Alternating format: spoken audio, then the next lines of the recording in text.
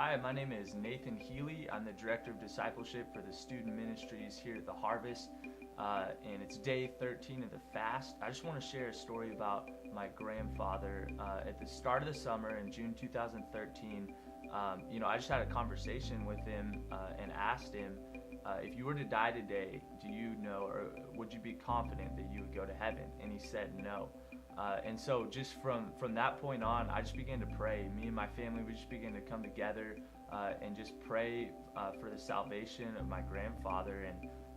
And I just remember during that process, just bringing it before the Lord, and saying, God, I just really care about my grandfather. I just really want him to know you like I know you, and just to start a relationship with you.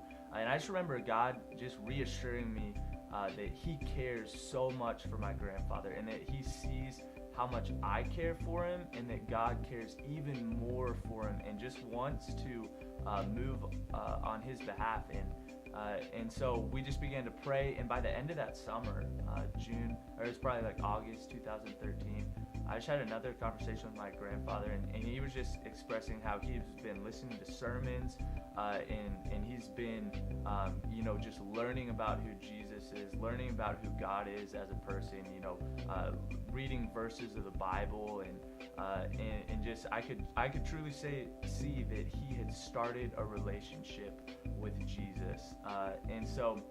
I just want to encourage you and just anyone out there who's praying for a family member, praying for someone close to you for their salvation. God, he hears your prayers, and he wants to move on your behalf. And, the people that you care about, he cares about even more.